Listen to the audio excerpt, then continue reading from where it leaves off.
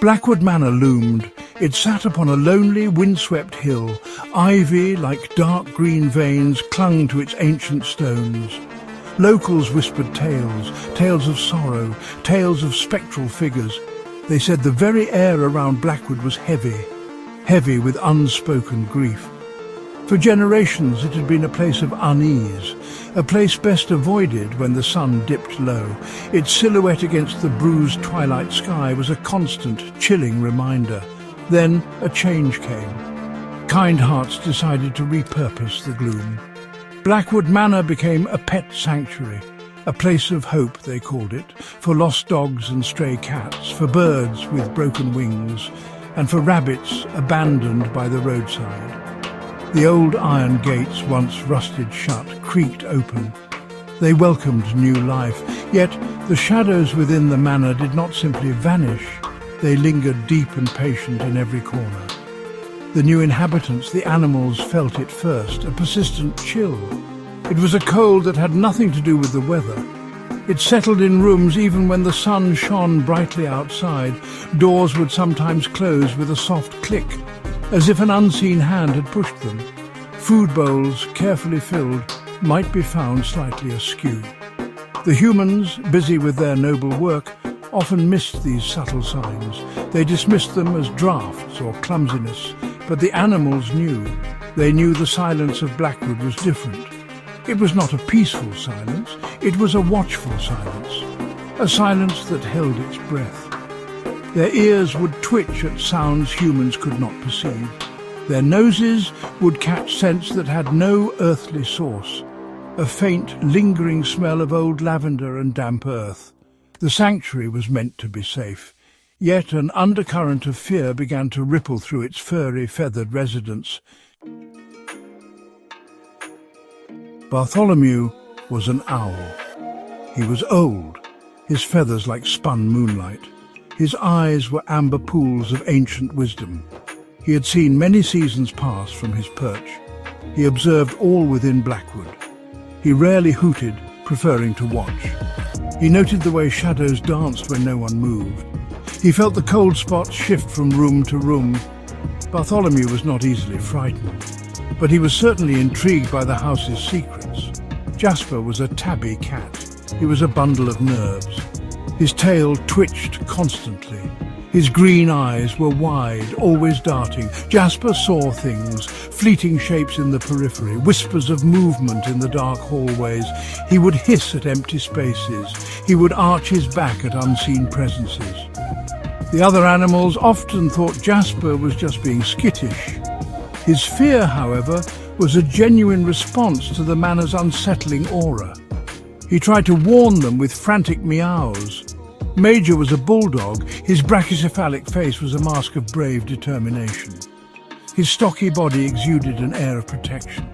He was getting on in years, his joints sometimes stiff, but his heart was still strong. He considered himself the guardian of the younger, more vulnerable creatures. Major would patrol the corridors. He growled at the base of the grand staircase. He sensed something was not right. The air felt heavy there. He felt a deep instinctual need to defend his charges. These three, so different, began to notice. Bartholomew would fix his gaze on a spot. Jasper would then freeze, staring at the same point. Major, sensing their unease, would let out a low rumble.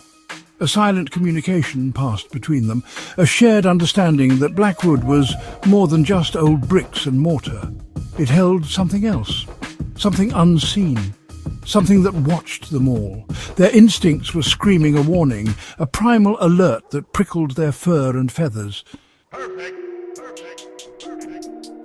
The strange occurrences escalated. It started subtly. A favourite squeaky toy belonging to a terrier pup vanished. It reappeared days later, not in the toy box, but atop the highest bookshelf in the library, a room the pup could never reach. Then water bowls would empty far too quickly, as if lapped by an invisible tongue. The sanctuary workers were puzzled. They checked for leaks. They found none. The mystery deepened with each passing day. Jasper became more agitated. He would chase invisible things across the floor. He would bat at the air with his paws. He'd yowl a long, mournful sound. He tried to show the humans. He would rub against their legs. Then he would dash towards a haunted spot. But they only saw an empty room. "Silly Jasper," they would chuckle. They stroked his head. He felt their dismissal keenly. He knew what he saw. The shadows were real. They were growing bolder. Major, on his nightly patrols, heard new sounds. Faint whimpering, like a lost puppy. But no puppy was missing. The sound seemed to come from the walls themselves, or perhaps from beneath the floorboards. He would press his ear to the cold stone. He would snuff loudly. The whimpering would fade, only to return later from a different part of the house. He searched tirelessly. He found no source, only the endless echoing silence of the old manor. Bartholomew watched from his rafter. He saw the pattern, the cold spots, the moving objects, the strange sounds. They often coincided.